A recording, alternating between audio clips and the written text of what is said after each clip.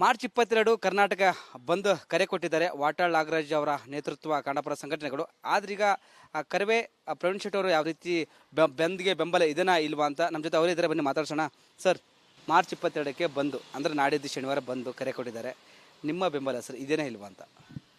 ಕರ್ನಾಟಕ ರಕ್ಷಣಾ ವೇದಿಕೆ ಕಾಂಗ್ರೆಸ್ ಸರ್ಕಾರ ರಚನೆ ಆಗಬೇಕಾದ್ರೆ ಮುಂಚೆ ಮಾನ್ಯ ಡಿ ಕೆ ಶಿವಕುಮಾರ್ ಅವರು ಮತ್ತು ಸಿದ್ದರಾಮಯ್ಯನವರು ಮೇಕೆದಾಟು ಯೋಜನೆಯನ್ನು ಜಾರಿಗೆ ತರ್ತೀವಿ ಅಂತೇಳಿ ಬೆಂಗಳೂರು ನಗರ, ರಾಮನಗರ, ಚನ್ನಪಟ್ಟಣ, ಚಿಕ್ಕಬಳ್ಳಾಪುರ, ಕೋಲಾರ, ಬೆಂಗಳೂರು ಗ್ರಾಮಾಂತರ ಎಲ್ಲ ಬೆಂಗಳೂರು ನಗರಕ್ಕೆ ಕುಡಿಯುವ ನೀರನ್ನು ಕೊಡೋದ್ರ ಮುಖಾಂತರ ವಿದ್ಯುತ್ ಉತ್ಪಾದನೆಯನ್ನು ಮಾಡ್ತೀವಿ ಅಂತೇಳಿ ಆಶ್ವಾಸನೆಯನ್ನು ಕೊಟ್ಟು ದೊಡ್ಡ ಜಾತ್ರೆಯನ್ನು ಮಾಡಿದರು.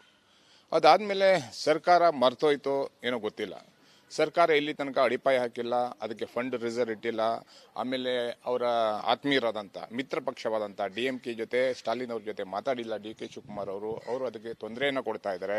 ಅವರಿಗೂ ಸಹ ಕುಡಿಯೋ ನೀರಿನ ಅದರ ಉಪಯೋಗ ಆಗುತ್ತೆ. ಇಂಥ ಸಂದರ್ಭದಲ್ಲಿ ಈ ಯೋಜನೆಯನ್ನು ಜಾರಿಗೆ ತರದೇನೆ, ಅದರಲ್ಲೂ ಕೇಂದ್ರ ಸರ್ಕಾರ, ಈ ರಾಜ್ಯದಿಂದ ನಾವು ಅತಿ ಹೆಚ್ಚು ಸಂಸದರನ್ನು BJP ಪಕ್ಷಕ್ಕೆ ಕಳಿಸಿದ್ದೀವಿ. ಪ್ರಬಲವಾಗಿ ಕುಮಾರಸ್ವಾಮಿ ಅವರು ಕೇಂದ್ರದ ಪ್ರಬಲ ಮಂತ್ರಿಯಾಗಿದ್ದಾರೆ. ಮೊನ್ನೆ ಡಾಕ್ಟರ್ ಮಂಜುನಾಥ್ ಅವ್ರನ್ನ ಗೆಲ್ಲಿಸಿದಂಥ ಗ್ರಾಮಾಂತರ ಪ್ರದೇಶದಲ್ಲಿ ಇವರೆಲ್ಲ ಸೇರಿ ರಾಜಕೀಯವನ್ನು ಬಿಟ್ಟು ಈ ನಾಡಿಗೆ ನೀರನ್ನು ಕೊಡುವಂಥ ಕೆಲಸವನ್ನು ಮಾಡಬೇಕನ್ನುವಂಥ ಒತ್ತಾಯ ಮಾಡಲಿಕ್ಕೆ 21ನೇ ತಾರೀಕು 22ನೇ ತಾರೀಕು ನಾವು ಹೆಜ್ಜೆಯನ್ನು ಹಾಕ್ತಾ ಇದ್ದೀವಿ. ಅದಕ್ಕೆ ಇಡೀ ಕರ್ನಾಟಕದಿಂದ ನಮ್ಮ ಕಾರ್ಯಕರ್ತರು, ನಮ್ಮ ರಾಜ್ಯ ಪದಾಧಿಕಾರಿಗಳು, ನಮ್ಮೆಲ್ಲ ಸಂಘಟನೆಯ ಪದಾಧಿಕಾರಿಗಳು ಆ ಪಾದಯಾತ್ರೆಯಲ್ಲಿ ಭಾಗಿಯಾಗ್ತಾ ಇದ್ದೀವಿ. ಪಾದಯಾತ್ರೆ ಎಲ್ಲಿಂದ ಹೋಗುತ್ತೆ ಸರ್? ರಾಮನಗರ ಕೆಂಪೇಗೌಡ ಸರ್ಕಲಿಂದ ವಿಧಾನಸೌಧದ ತನಕ ಪಾದಯಾತ್ರೆನ ಹಮ್ಮಿಕೊಂಡಿದ್ದೀವಿ. ಅದು ಬೃಹತ್ ಮಟ್ಟದ ಪಾದಯಾತ್ರೆ ಆಗಿರೋದು. ನಾಳೆ 10:00ವರೆಗೆ ಪ್ರಾರಂಭ ಆಗುತ್ತೆ ರಾಮನಗರದಿಂದ. ಅಲ್ಲಿಂದ ನಾವು ಪಾದಯಾತ್ರೆಯಲ್ಲಿ ಬರ್ತಾ ಇದ್ದೀವಿ. ಬೆಂಬಲ ಸರ್, ಇಲ್ಲಿ ಕರ್ನಾಟಕ ಬಂದು 22 ಕರೆ ಕೊಟ್ಟಿದ್ದಾರಲ್ಲ ಸರ್. ಈಗ ವಾಟಾಳ್ ನಾಗರಾಜ್ ಅವರು ಕರೆದಿರುವಂಥ ಅನೇಕ ಹೋರಾಟಗಳನ್ನು ಹಮ್ಮಿಕೊಂಡಿದ್ದಾರೆ. ಅವರು ಮೊದಲನೇದಾಗಿ ಗಡಿ ಭಾಗದಲ್ಲಿ ಕನ್ನಡಿಗರ ಮೇಲೆ ದಾಳಿ ಆಗ್ತಾ ಇರುವಂಥದ್ದು, MES ಗುಂಡಾಗಿರಿ, ನಮ್ಮ ಕಂಡಕ್ಟರ್ ಮೇಲೆ ದಾಳಿ ಮಾಡಿರುವಂಥದ್ದು, ಇದೆಲ್ಲ ನೋಡ್ತಾ ಇದ್ರೆ MES ಅನ್ನು ನಿಷೇಧ ಮಾಡಬೇಕು. ಅದು ಅವರ ಒತ್ತಾಯನೂ ಹೌದು, ನಮ್ಮ ಒತ್ತಾಯನೂ ಹೌದು. MES ಗುಂಡಗಳು ಕಂಡಕ್ಟರ್ ಮೇಲೆ ದಾಳಿ ಮಾಡ್ತಾರೆ, ಕನ್ನಡಿಗರ ಮೇಲೆ ದಾಳಿ ಮಾಡ್ತಾರೆ, ಕನ್ನಡಿಗರ ಹೋಟೆಲ್ಗಳ ಮೇಲೆ ದಾಳಿ ಮಾಡ್ತಾರೆ, ಪೊಲೀಸರ ಜೀಪ್ಗಳ ಮೇಲೆ ದಾಳಿ ಮಾಡ್ತಾರೆ, ಸಂಗೊಳ್ಳಿ ರಾಯನ ಪ್ರತಿಮೆಯನ್ನು ಧ್ವಂಸ ಮಾಡ್ತಾರೆ. ಇದೆಲ್ಲ ನೋಡಿದ್ರು ಸರ್ಕಾರ MES ಅವರಿಗೆ ನೆಟ್ ಬೋಟನ್ನು ಟೈಟ್ ಮಾಡಬೇಕಿತ್ತು. ಅದು ಮಾಡಿಲ್ಲ ಇಲ್ಲಿ ತನಕ. ಅದಕ್ಕಾಗಿ ಅವರು ಹೋರಾಟವನ್ನು ಮಾಡ್ತಾ ಇದ್ದಾರೆ. ಸ್ವಾಭಿಮಾನದ ಕನ್ನಡದ ಬೆಳಗಾವಿ ಭಾಗದ ರಾಜಕಾರಣಿಗಳು ಅನ್ನದ ಋಣವನ್ನು ಬಿಟ್ಟು, ನಾಡಿನ ಋಣವನ್ನು ಬಿಟ್ಟು, ಓಟಿನ ಋಣಕ್ಕಾಗಿ ಮರಾಠಿ ಮಾತಾಡೋದನ್ನು ಮಾಡ್ತಾ ಇದ್ದಾರೆ ನಮ್ಮ ರಾಜ್ಯದ ಸಚಿವರು. ಇದನ್ನೆಲ್ಲ ನಿಲ್ಲಿಸಬೇಕಾಗಿದೆ. ಅದೇ ರೀತಿ ಕನ್ನಡಿಗರಿಗೆ ಉದ್ಯೋಗವನ್ನು ಸೃಷ್ಟಿ ಮಾಡಬೇಕಾಗಿದೆ. ಬೆಂಗಳೂರು ನಗರದಲ್ಲಿ ಕನ್ನಡಿಗರ ಮೇಲೆ ದೌರ್ಜನ್ಯ ಆಗ್ತಾ ಇದೆ. ಇದೆಲ್ಲ ವಾಟಾಳ್ ನಾಗರಾಜ್ ಅವರ ಹೋರಾಟಕ್ಕೆ ನಮ್ಮ ಹೋರಾಟದ ಬೆಂಬಲ ಇದೆ. ಈ ಒಂದು ಬಂದ್ನಲ್ಲಿ ನೀವು ನಿಮ್ಮ ಸಂಘಟನೆ ಭಾಗಿಯಾಗತ್ತಾ ಅಥವಾ ನೈತಿಕ ಬೆಂಬಲ ಸರ್ ಅಂತ? ಇವತ್ತು ನಾಳೆ ನಾವೆಲ್ಲ ಒಟ್ಟಿಗೆ ಸೇರ್ತಾ ಇದ್ದೀವಿ, ರಾಜ್ಯ ಪದಾಧಿಕಾರಿಗಳೆಲ್ಲ ಒಟ್ಟಿಗೆ ಸೇರ್ತಾ ಇದ್ದೀವಿ. ನಾಳೆ ಬೆಳಿಗ್ಗೆ ಅಲ್ಲಿ ನಮ್ಮ ಅಂತಿಮ ನಿರ್ಧಾರವನ್ನು ಪ್ರಕಟಣೆ ಮಾಡ್ತೀವಿ. ವಾಟಾಳ್ ನಾಗರಾಜ್ ಅವರ ಬಗ್ಗೆ ನಮ್ಗೆ ಗೌರವ ಇದೆ. ಕನ್ನಡದ ಹೋರಾಟ ಯಾರೇ ಮಾಡಲಿ ಅವ್ರ ಜೊತೆಗೆ ನಾವೆಲ್ಲ ಹೋರಾಟದಲ್ಲೂ ಭಾಗಿಯಾಗ್ತೀವಿ. ಕನ್ನಡದ ಅಸ್ಮಿತೆ, ಕನ್ನಡಕ್ಕಾಗಿ ಪ್ರತಿ ರಕ್ತದ ಕಣದಲ್ಲೂ ಕನ್ನಡಕ್ಕಾಗಿ ಪ್ರಾಣವನ್ನು ಕೊಡಲಿಕ್ಕೆ ನಾವು ಸಿದ್ಧವಾಗಿದ್ದೀವಿ. ಸ್ವಾಭಿಮಾನದಿಂದ ಬದುಕ್ತಾ ಇದ್ದೀವಿ. ಲೋಕಸಭೆಯಲ್ಲಿ ಕನ್ನಡದ ಶಾಲ್ ಹಾಕೊಂಡು ಪ್ರತಿಜ್ಞಾ ವಿಧಿ ಹೇಳಿದರೆ, ಪ್ರಮಾಣ ವಚನ ಸ್ವೀಕಾರ ಮಾಡಿದರೆ ಅದು ಆಗಲ್ಲ, ಅದೇನು ಪ್ರಯೋಜನ ಇಲ್ಲ. ಅದು ಅಲ್ಲಿ ಮಾತ್ರ ಅದು ನಾವೇನೋ ಅದು ಖುಷಿ ಪಡ್ತೀವಿ, ಪ್ರಮಾಣ ವಚನ ಸ್ವೀಕಾರ ಮಾಡಿದ್ದಾರೆ ಕನ್ನಡದಲ್ಲಂತ. ಅದು ಮುಖ್ಯ ಅಲ್ಲ. ಕನ್ನಡ ನಾಡಿನ ಅಭಿವೃದ್ಧಿಗಾಗಿ, ಕನ್ನಡ ಮಕ್ಕಳ ಉದ್ಯೋಗಕ್ಕಾಗಿ, ಕನ್ನಡದ ಅಭಿವೃದ್ಧಿಗಾಗಿ ಲೋಕಸಭೆಯಲ್ಲಿ ಚರ್ಚೆ ಮಾಡಬೇಕು. ಅಲ್ಲಿ ಹೋಗ್ಬಿಟ್ಟು ಲೋಕಸಭಾ ಸದಸ್ಯರಾಗಿ ಬರುವಂಥದ್ದಲ್ಲ. ಮೇಕೆದಾಟು, ಕಳಸಾ ಬಂಡೂರಿ, ಉತ್ತರ ಕರ್ನಾಟಕದ ಜನರ ಜೀವನಾಡಿ ಕಳಸಾ ಬಂಡೂರಿ, ಯಾಕೆ ಅದನ್ನ ಇಟ್ಕೊಂಡು ರಾಜಕೀಯ ಮಾಡ್ತಾ ಇದ್ದೀರಾ? ನೀವು ಒಂದು MP ಗಾಗಿ ಗೋವಾದ ಪರವಾಗಿ ಮಾತಾಡ್ತೀರಾ ಸೋನಿಯಾ ಗಾಂಧಿ ಅವರು. ಇದನ್ನೆಲ್ಲ ಕಣಿಸುವಂತ ಕೆಲಸ ಮಾಡ್ತಾ ಇದ್ದೀವಿ. ನಾಳೆ ಸಭೆ ಮಾಡಿ ನಿಮ್ಮ ನಿರ್ಧಾರ ಪ್ರಕಟ ಮಾಡ್ತಾರೆ. ನಾಳೆ ಎಷ್ಟು ಗಂಟೆ ಸಭೆ ಮಾಡ್ತಾರೆ ಸರ್? ನಾಳೆ ನಾವು ಅಲ್ಲೆಲ್ಲ ಒಟ್ಟಿಗೆ ಸೇರ್ತೀವಿ. 11 ಗಂಟೆ 12 ಗಂಟೆ ಸಂಜೆ 5 ಗಂಟೆ ಒಳಗಡೆ ನಾವು ನಮ್ಮ ನಿರ್ಧಾರವನ್ನು ಪ್ರಕಟಣೆ ಮಾಡ್ತೀವಿ. ಎಸ್, ಇದಿಷ್ಟು ಕನ್ನಡ ರಕ್ಷಣಾ ವೇದಿಕೆಯ ಅಧ್ಯಕ್ಷರಾದ ಪ್ರವೀಣ್ ಶೆಟ್ಟಿ ಅವರ ಮಾತಾಯಿತು. ಕ್ಯಾಮ್ರಾ ಪರ್ಸನ್ ಕಾಂತರಾಜ್ ಜೊತೆ ವೀರೇಶ್, ರಿಪಬ್ಲಿಕ್ ಕನ್ನಡ, ಬೆಂಗಳೂರು. ಮಾರ್ಚ್ 22 ಕರ್ನಾಟಕ ಬಂದ್ ಕರೆ ಕೊಟ್ಟಿದ್ದಾರೆ. ವಾಟಾಳ್ ನಾಗರಾಜ್ ಅವರ ನೇತೃತ್ವ ಕನ್ನಡಪರ ಸಂಘಟನೆಗಳು. ಆದ್ರೀಗ ಕರವೇ ಪ್ರವೀಣ್ ಶೆಟ್ಟಿ ಅವರು ಯಾವ ರೀತಿ ಬಂದ್ಗೆ ಬೆಂಬಲ ಇದನ್ನ ಇಲ್ವಾ ಅಂತ ನಮ್ಮ ಜೊತೆ ಅವರೇ ಇದ್ದಾರೆ, ಬನ್ನಿ ಮಾತಾಡ್ಸೋಣ. ಸರ್, ಮಾರ್ಚ್ 22ಕ್ಕೆ ಬಂದು ಅಂದರೆ ನಾಡಿದ್ದು ಶನಿವಾರ ಬಂದು ಕರೆ ಕೊಟ್ಟಿದ್ದಾರೆ. ನಿಮ್ಮ ಬೆಂಬಲ ಸರ್ ಇದೇನೇ ಇಲ್ವಾ ಅಂತ?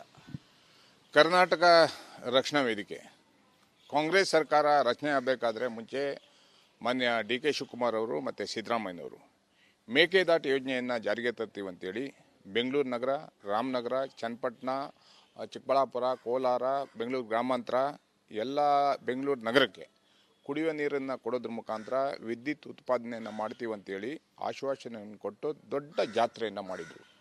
ಅದಾದಮೇಲೆ ಸರ್ಕಾರ ಮರ್ತೋಯ್ತೋ ಏನೋ ಗೊತ್ತಿಲ್ಲ. ಸರ್ಕಾರ ಇಲ್ಲಿ ತನಕ ಅಡಿಪಾಯ ಹಾಕಿಲ್ಲ, ಅದಕ್ಕೆ ಫಂಡ್ ರಿಸರ್ವ್ ಇಟ್ಟಿಲ್ಲ. ಆಮೇಲೆ ಅವರ ಆತ್ಮೀಯರಾದಂಥ ಮಿತ್ರ ಪಕ್ಷವಾದಂಥ DMK ಜೊತೆ, ಸ್ಟಾಲಿನ್ ಅವ್ರ ಜೊತೆ ಮಾತಾಡಿಲ್ಲ DK ಶಿವಕುಮಾರ್ ಅವರು ಅದಕ್ಕೆ ತೊಂದರೆಯನ್ನು ಕೊಡ್ತಾ ಇದ್ದಾರೆ. ಅವರಿಗೂ ಸಹ ಕುಡಿಯೋ ನೀರಿನ ಅದರ ಉಪಯೋಗ ಆಗುತ್ತೆ.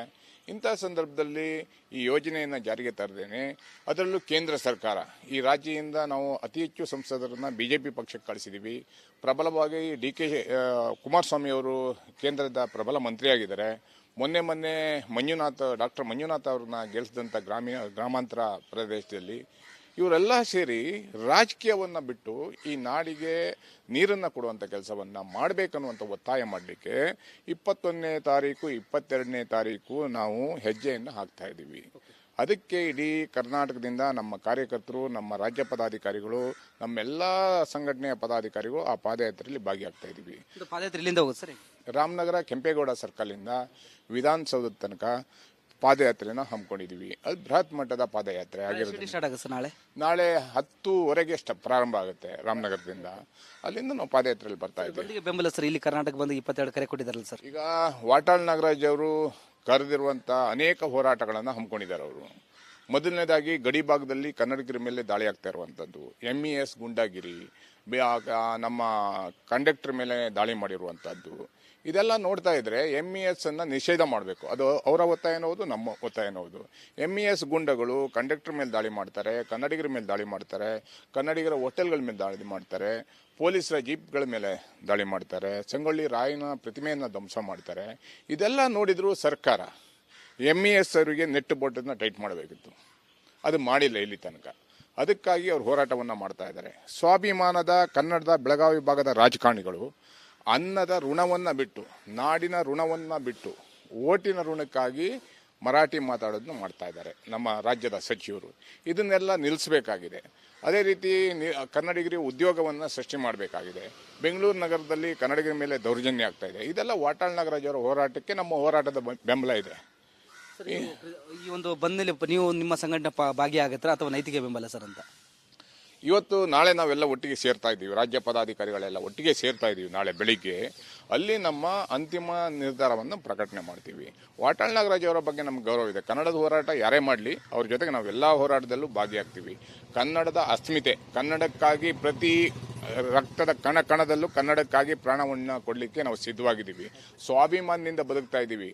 ಲೋಕಸಭೆಯಲ್ಲಿ ಕನ್ನಡದ ಶಾಲ್ ಹಾಕೊಂಡು ಪ್ರತಿಜ್ಞಾ ವಿಧಿ ಹೇಳಿದ್ರೆ, ಪ್ರಮಾಣ ವಚನ ಸ್ವೀಕಾರ ಮಾಡಿದರೆ ಅದು ಆಗಲ್ಲ, ಅದೇನು ಪ್ರಯೋಜನ ಇಲ್ಲ. ಅದು ಅಲ್ಲಿ ಮಾತ್ರ ಅದು ನಾವೇನೋ ಅದು ಖುಷಿ ಪಡ್ತೀವಿ, ಪ್ರಮಾಣ ವಚನ ಸ್ವೀಕಾರ ಮಾಡಿದ್ದಾರೆ ಕನ್ನಡದಲ್ಲಂತ. ಅದು ಮುಖ್ಯ ಅಲ್ಲ. ಕನ್ನಡ ನಾಡಿನ ಅಭಿವೃದ್ಧಿಗಾಗಿ, ಕನ್ನಡ ಮಕ್ಕಳ ಉದ್ಯೋಗಕ್ಕಾಗಿ, ಕನ್ನಡದ ಅಭಿವೃದ್ಧಿಗಾಗಿ ಲೋಕಸಭೆಯಲ್ಲಿ ಚರ್ಚೆ ಮಾಡಬೇಕು. ಅಲ್ಲಿ ಹೋಗ್ಬಿಟ್ಟು ಲೋಕಸಭಾ ಸದಸ್ಯರಾಗಿ ಬರುವಂಥದ್ದಲ್ಲ. ಮೇಕೆದಾಟ್, ಕಳಸ ಬಂಡೂರಿ, ಉತ್ತರ ಕರ್ನಾಟಕದ ಜನರ ಜೀವನಾಡಿ ಕಳಸ ಬಂಡೂರಿ. ಯಾಕೆ ಅದನ್ನ ಇಟ್ಕೊಂಡು ರಾಜಕೀಯ ಮಾಡ್ತಾ ಇದ್ದೀರಾ? ನೀವು ಒಂದು MP ಗಾಗಿ ಗೋವಾದ ಪರವಾಗಿ ಮಾತಾಡ್ತೀರಾ ಸೋನಿಯಾ ಗಾಂಧಿ ಅವರು. ಇದನ್ನೆಲ್ಲ ಕಣಿಸುವಂತ ಕೆಲಸ ಮಾಡ್ತಾ ಇದ್ದೀವಿ. ನಾಳೆ ಸಭೆ ಮಾಡಿ ನಿಮ್ಮ ನಿರ್ಧಾರ ಪ್ರಕಟ ಮಾಡ್ತಾರೆ.